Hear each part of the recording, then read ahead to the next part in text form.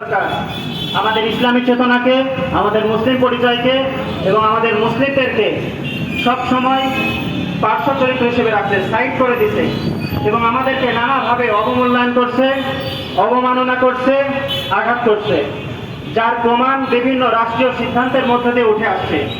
রাষ্ট্রীয় সিদ্ধান্ত এবং রাষ্ট্রীয় উদ্যোগগুলো কি কি ছিল চলেন সেগুলো একটু দেখি ইনশাআল্লাহ।